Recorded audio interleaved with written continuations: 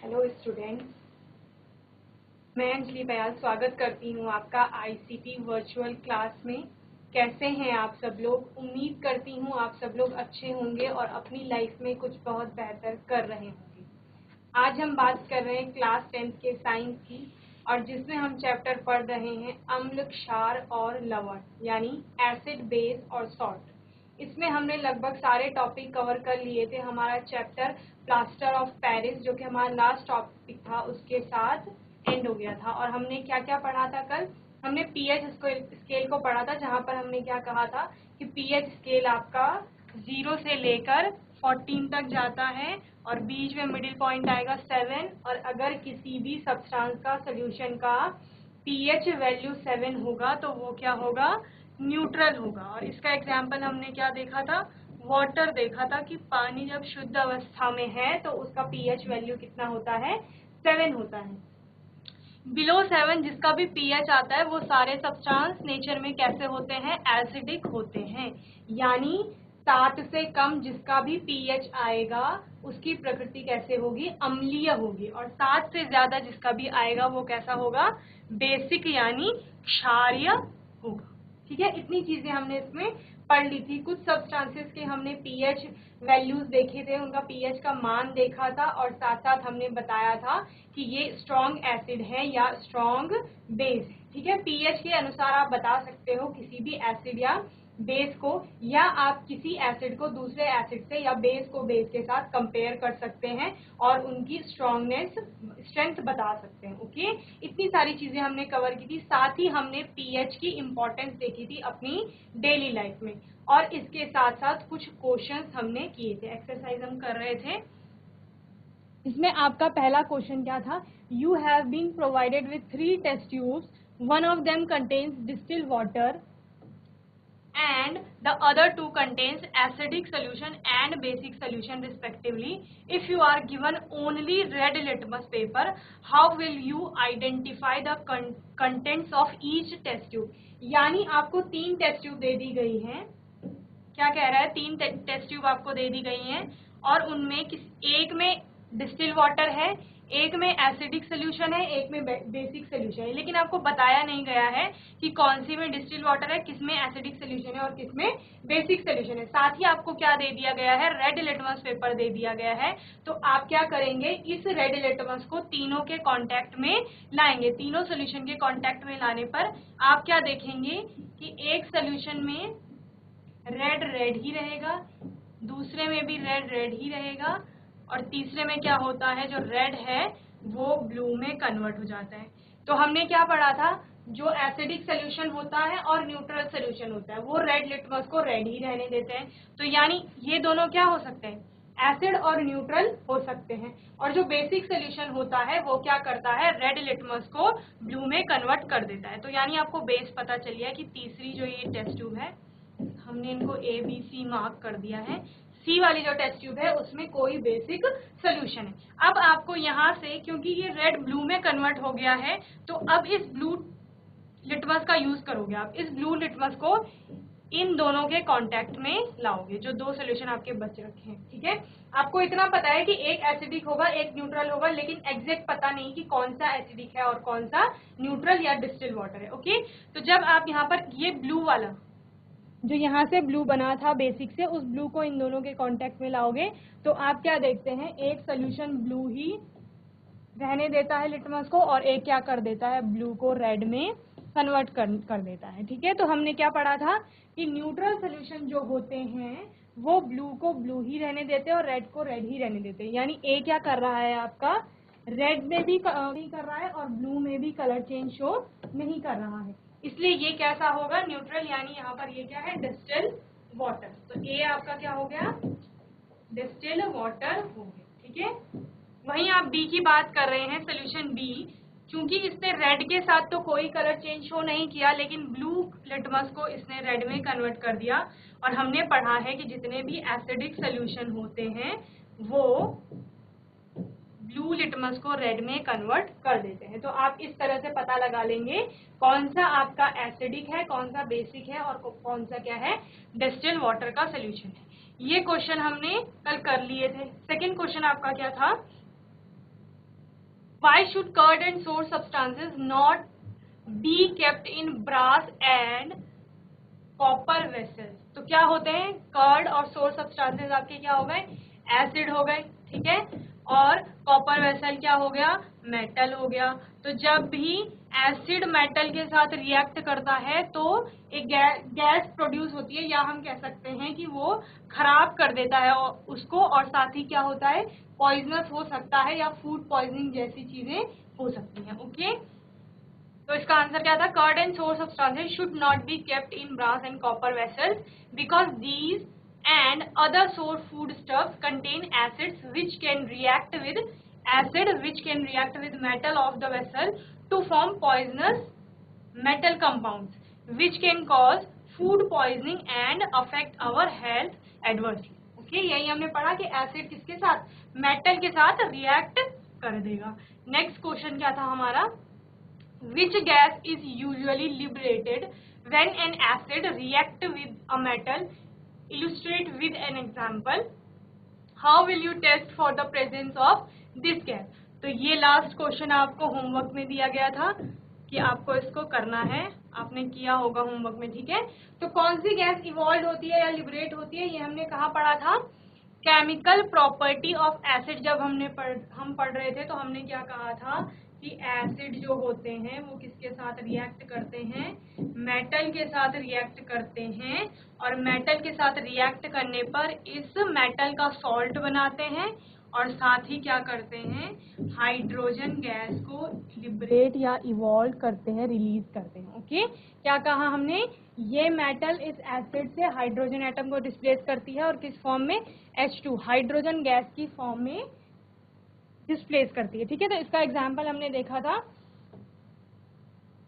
HCl plus Zn, दो molecule ले लेते हैं तो क्या हो जाता है, ZnCl2 प्लस H2। ओके, तो जिंक क्या है आपका, मेटल है, HCl हाइड्रोक्लोरिक एसिड हो गया, इस जिंक ने यहाँ से H को डिस्प्लेस किया और किसकी फॉर्म में, हाइड्रोजन गैस की फॉर्म में डिस्प्लेस किया, और जिंक का क्लोराइड एक सॉल्ट बना दिया। एक और एग्जांपल देख लो, H2SO4 प्लस Zn, जिंक के साथ ही देख लो इसका भी, तो क्या बन जाता है, ZnSO4, जिंक का सल्फेट बनेगा, plus H2 hydrogen gas release होगी। ओके, तो ये आपका एग्जाम्पल हो गया, साथ ही आपको पता है कि हाइड्रोजन गैस लिबरेट होती है, ठीक है। तो फर्स्ट पार्ट क्या है इसमें, hydrogen H2 gas is liberated when an acid react with a metal. Illustration, set up the apparatus as shown in the given figure. Take some zinc granules in the test tube, add about 5 ml dilute hydrochloric acid.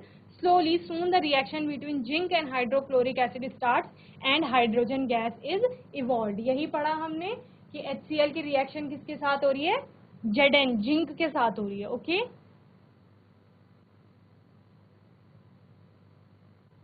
Next है, why do HCl, HNO3 etc. show acidic characters in aqueous solution while solutions of compound like alcohol and glucose do not show acidic character? क्या कह रहे हैं कि HCl hydrochloric acid, HNO3 nitric acid, ये सब acidic character show करते हैं aqueous solution में। एक्वस वर्ड आता है मींस वाटर, पानी का सोल्यूशन है, उसमें ये सब एसिडिक कैरेक्टर शो करते हैं। कौन कौन, HCl and HNO3, while solution of compounds like alcohol and glucose, alcohol और ग्लूकोज की जो प्रोडक्ट्स कंपाउंड्स होते हैं वो एसिडिक कैरेक्टर शो नहीं करते हैं। क्यों नहीं करते हैं वो आपको बताना है, तो क्यों नहीं करते हैं, HCl और HNO3 जब क्या होते हैं एक्वस सोल्यूशन में आते हैं तो hydrogen H plus ion produce करते हैं जो कि क्या है, एसिडिक प्रॉपर्टी को शो करता है, जबकि ग्लूकोज और अल्कोहल जैसे कंपाउंड ऐसा नहीं करते हैं, इसीलिए ये एसिडिक कैरेक्टर शो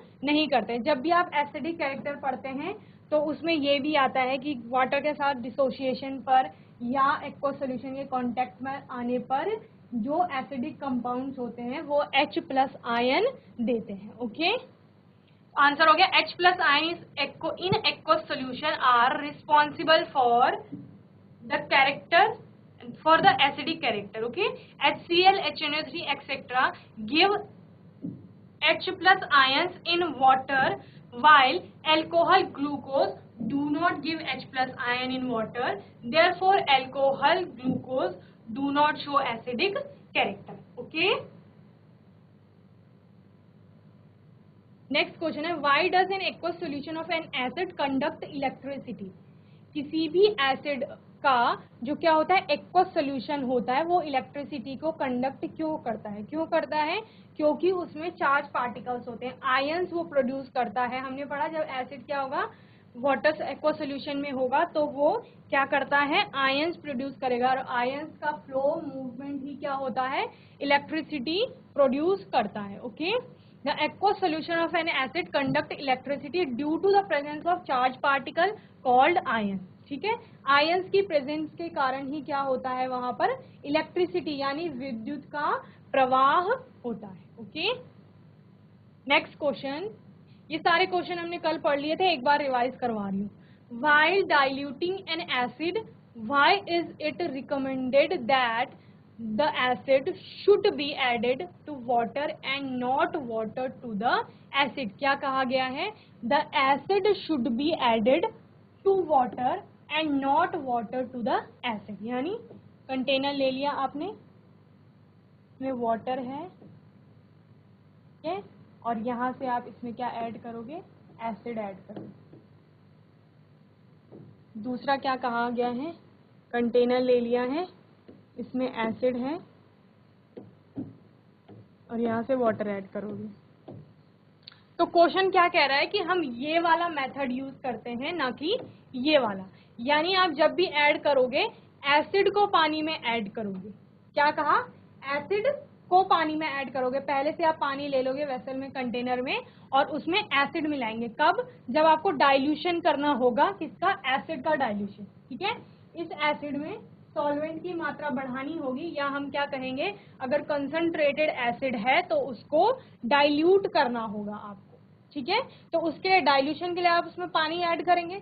तो पानी कैसे ऐड करेंगे वही बता रहे हैं, या तो आप एसिड को पानी में ऐड करोगे या एसिड में पानी को ऐड करोगे। ठीक है, तो क्या कह रहा है कि एसिड को पानी में ऐड किया जाता है, ये वाला मेथड यूज किया जाता है कि आपने पहले से ही बीकर में या वेसल में किसी भी कंटेनर में क्या ले लिया है, पानी ले लिया है, और उसमें आप धीरे धीरे कोई एसिड या अम्ल डाल रहे हैं। ठीक है, क्यों किया जाता है ऐसे, क्योंकि जब एसिड और वाटर की रिएक्शन होती है तो ये एक एक्सोथर्मिक रिएक्शन होती है। एक्सोथर्मिक रिएक्शन समझते हैं, जहां पर हीट इवॉल्व होती है, हीट इवॉल्व होती है। ठीक है,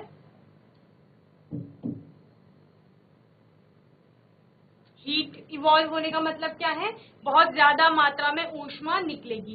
और अगर आप यहाँ पर सपोज आपने इसमें एसिड भर लिया है और आपने यहाँ से पानी डाला, ठीक है, तो चूंकि ये एक एक्सोथर्मिक रिएक्शन है तो क्या होगा, यहाँ पर बहुत ज्यादा मात्रा में हीट निकलेगी और चांसेस क्या है कि ये एसिड स्प्लैश कर जाएगा बाहर को। ठीक है, तो आप अगर लेबोरेटरी में हैं, कहीं काम कर रहे हैं प्रयोगशाला में, तो क्या होगा, ये एसिड बाहर को निकलेगा तो क्या हो सकता है, आपकी स्किन के कांटेक्ट में, फेस पे, कपड़ों पर आ सकता है और क्या कर सकता है, जला सकता है। हम क्या पढ़ते हैं एसिड की प्रॉपर्टी में कि इसकी प्रॉपर्टी क्या होती है, कोरोडेड होती है। जब ये किसी भी सरफेस के संपर्क में आती है तो उसको खराब कर देती है। ठीक है, तो एसिड से क्या हो सकता है, जल सकता है कुछ भी।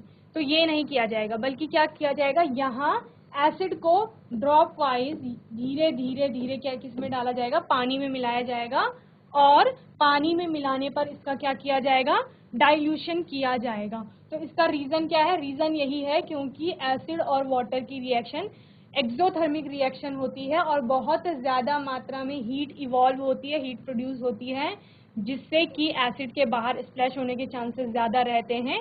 इसीलिए एसिड को वाटर में डिसॉल्व किया जाएगा या मिलाया जाएगा, कब, जब हमें उसका डाइल्यूशन करना होगा। ठीक है,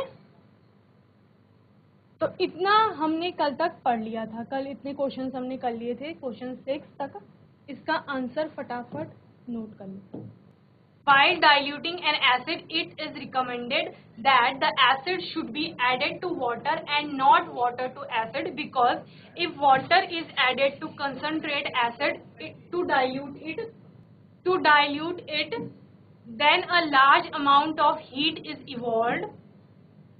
At once, this heat changes some of the water to steam explosively, which can splash an acid on one's face or clothes and cause acid burn. यही पढ़ा हमने, ठीक है? फटाफट नोट कर लो। कोई क्वेश्चन अगर आपको समझ में नहीं आ रहा है तो आप दोबारा पूछ सकते हैं। चैप्टर से कोई टॉपिक रह गया हो जिसे दोबारा समझना है तो वो भी आप पूछ सकते हैं। Next question, you have two solutions A and B. The pH of a solution A is 6 and pH of solution B is 8. Which solution has more hydrogen ion concentration? Which of this is acidic and which one is basic? ठीक है, तो क्या पूछा गया, बताया गया है आपको कि pH वैल्यू दो सोल्यूशन की बता दी गई है। एक का है 6, दूसरे का है 8, ठीक है। ए का है आपका 6 और बी का है 8, ठीक है। पीएच स्केल बना लो यहाँ पे 0 से 14 तक का, ठीक है। यहाँ कहीं 7 आ जाएगा, यहाँ पे आपका 6 हो गया, ये ए का है, ठीक है, और यहाँ पर 8 आ जाएगा, ये किसका है, बी का है, ठीक है। तो हमने जब पीएच स्केल पढ़ी थी तो हमने क्या पढ़ा था, हाइड्रोजन आयन कंसंट्रेशन जैसे जैसे 14 से 0 की तरफ जाएंगे वैसे वैसे बढ़ती है, H+ आयन कंसंट्रेशन बढ़ती है। यानी जो जितना ज्यादा एसिडिक होगा, जितना ज्यादा स्ट्रॉन्ग एसिड होगा, उसकी H+ आयन कंसंट्रेशन उतनी ज्यादा होगी। या हम कह सकते हैं जिसकी पीएच वैल्यू जितनी कम होगी वो उतना ज्यादा H+ आयन कंसंट्रेशन शो करेगा। तो इन दोनों के केस में 6 क्या है, 6 एसिडिक है, या हम बोल सकते हैं कि इसकी पीएच वैल्यू ज्यादा है तो इसकी H+ आयन कंसंट्रेशन ज्यादा होगी, ठीक है, एज कंपेयर टू बी, ए की ज्यादा होगी। और दूसरा हमें क्या पता है कि बिलो 7 जिसका भी क्या होता है, पीएच वैल्यू होता है 7 से कम जिसका भी होगा वो कैसा होगा, एसिडिक होगा, और 7 से ज्यादा जिसका भी होगा वो क्या होगा, बेसिक होगा। तो क्या कितने पॉइंट समझ में आ गए। पहला कि जो हाइड्रोजन आयन कंसंट्रेशन है वो ए की ज्यादा होगी, ठीक है। और दूसरा पॉइंट क्या है कि जो ए होगा वो एसिडिक होगा नेचर में, क्योंकि इसका पीएच कितना है, 6 है, और जो बी होगा वो कैसा है, बेसिक होगा नेचर में। क्यों, क्योंकि इसका पीएच वैल्यू 8 है, ओके। ये चीजें समझ में आ गई, ये सब हमने पीएच में पढ़ लिया था अच्छे से, तो ऐसे कोई भी क्वेश्चंस आते हैं तो आप इजीली कर ले जाएंगे उनको, ठीक है। आंसर देखो, a pH value of less than 7 indicates an acidic solution while greater than 7 indicates a less than 7 indicates an acid and greater than 7 indicates a basic solution. Since solution A has more hydrogen ion concentration, solution A is acidic and solution B is basic. Okay? Note कर लीजिए इस question को। Next question, under what soil condition do you think a farmer would treat the soil of his field with quick lime, calcium oxide और slaked lime और chalk, ठीक है। तो ये क्या पूछ रहा है कि सॉइल कंडीशन कौन सी होगी जब फार्मर यानी किसान क्या करेगा, सॉइल को ट्रीट करेगा। ट्रीट करने का मतलब है उसको सही करेगा, और किससे करेगा, क्विक लाइम जो कि क्या है, कैल्शियम ऑक्साइड है, स्लेक्ड लाइम कैल्शियम हाइड्रोक्साइड है, और चॉक क्या है, कैल्शियम कार्बोनेट। तो ये सब हम किस में पढ़ रहे थे, बेस में पढ़ रहे थे। और बेस के साथ कब किसी चीज को ट्रीट किया जाएगा, जब उसमें एसिडिटी बढ़ जाएगी। तो यानी सॉइल कौन सी कंडीशन है वो, जब सॉइल में एसिड की मात्रा यानी अम्ल की मात्रा बढ़ जाएगी, मृदा में अम्लता हो जाएगी, तो उस केस में क्या करेंगे, क्षार से या बेसिक सोल्यूशन से या एल्कलाइन सोल्यूशन से सॉइल को ट्रीट किया जाएगा। और ये सारे किसके एग्जांपल्स हैं, बेस के। If the soil is too acidic having low pH, then it is treated with materials like quick lime, calcium oxide, और slaked lime जिसे क्या कहा जाता है, कैल्शियम हाइड्रोक्साइड और chalk that is calcium carbonate. Okay, note करिए इसको भी। यानी जब भी सॉइल अगर एसिडिक है तो उसको बेस से ट्रीट करेंगे, एसिड की मात्रा बढ़ गई है तो बेस से ट्रीट करोगे, और अगर बेसिक हो गया है तो किससे, एसिड से ट्रीट करेंगे। क्यों? क्योंकि इस केस में न्यूट्रल कर देता है, न्यूट्रलाइजेशन रिएक्शन हमने पढ़ी थी, ठीक है। Why do acids not show acidic behavior in the absence of water? Water की absence में वो एसिडिक बिहेवियर क्यों नहीं शो करते हैं? कौन? एसिड। क्या कह रहे हैं? एसिड यानी अम्ल जब पानी के संपर्क में नहीं है या पानी नहीं है वहां पर, तो वहां पर अम्लीय प्रकृति अपनी प्रदर्शित नहीं करते हैं। तो क्यों नहीं करते हैं? क्योंकि हमने पढ़ा, अभी कुछ क्वेश्चन हमारे पहले आए थे कि H+ आयन देते हैं वाटर के कांटेक्ट में आने पर, ठीक है। तो H+ आयन देंगे तभी तो हमें पता चलेगा कि उनका एसिडिक बिहेवियर वहां पर है, ठीक है। तो वाटर के कांटेक्ट में नहीं आएंगे तो H+ आयन नहीं देंगे, तो वहां पर वो एसिडिक कैरेक्टर अपना शो नहीं करते। The acidic behaviour of acids is due to the presence of hydrogen ion, ठीक है। यही हम कह रहे थे कि हाइड्रोजन आयन की प्रेजेंस के कारण ही एसिडिक बिहेवियर दिख रहा है in them. The acid produces hydrogen ions only in the presence of water. सिर्फ पानी की प्रेजेंस में, वाटर की प्रेजेंस में ही वो क्या देंगे? हाइड्रोजन आयन प्रोड्यूस करेंगे। So in the absence of water, जब पानी नहीं रहेगा या पानी absent है तो क्या होगा? An acid will not form hydrogen ion. Acid hydrogen ion नहीं बनाएगा, और हाइड्रोजन आयन नहीं बनाएगा इसलिए वो कोई भी एसिडिक बिहेवियर शो नहीं करेगा, will not show it's acidic behaviour. Note कर लीजिए इस क्वेश्चन को भी, साथ साथ आंसर को भी। कई आंसर आपको लग रहे होंगे कि सेम है, लेकिन क्वेश्चन किसी भी तरह से पूछ सकते हैं, ठीक है। तो आपको अच्छे से कॉन्सेप्ट क्लियर होना चाहिए, क्वेश्चन किसी भी तरह से। Next question, fresh milk has a pH of 6. How do you think the pH will change as it turns into curd? Explain your answer. क्या कह रहे हैं? फ्रेश मिल्क जो है, ताजा दूध है, उसका pH वैल्यू 6 है, उसका pH वैल्यू 6 है। How do you think the pH will change as it turns into curd? pH कैसे चेंज होगा, और ये आपको एक्सप्लेन करना है, ठीक है। क्या कहा? Fresh milk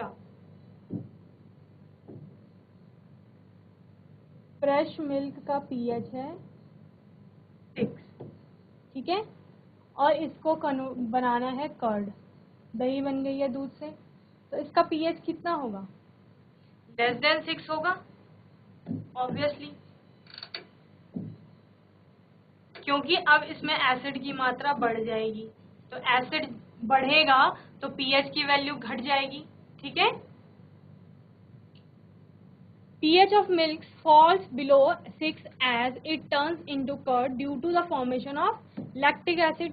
During this process, lactic acid is present in it reduces its pH value. यानी लैक्टिक एसिड की प्रेजेंट के कारण, जब हम कह रहे हैं कि मिल्क से कर्ड बना, दूध से दही बना, तो इसमें एसिड आ गया, और कौन सा एसिड हमने पढ़ा था कर्ड में? लैक्टिक एसिड आ गया, तो इसका जो pH वैल्यू है वो घट जाएगा, कम हो जाएगा। पहले 6 था, अब कितना हो जाएगा? बिलो 6 हो जाएगा या लेस देन 6 हो जाएगा, ठीक है। और कर्ड का pH जो होता है वो लगभग होता है 4.5 टू 5.5 के आसपास, ठीक है। ये pH है दही का, ओके, नोट कर लो इसे भी। What is neutralization reaction? Give 2 examples. Neutralisation reaction आपको बतानी है क्या होती है, और आपको एग्जाम्पल्स भी देने हैं, ठीक है। तो न्यूट्रलाइजेशन रिएक्शन आपका क्या था? जब एसिड बेस के साथ रिएक्ट कर रहा था, अम्ल किसके साथ? क्षार के साथ अभिक्रिया कर रहा था, और अभिक्रिया करने पर लवण और जल यानी सॉल्ट और वाटर बना रहा था। यही आपका क्या है? न्यूट्रलाइजेशन रिएक्शन यानी उदासीनीकरण अभिक्रिया है, ठीक है। ये उदासीनीकरण आप 7th क्लास से पढ़ते आ रहे हैं, तो ये आपको अच्छे से आनी चाहिए, ओके।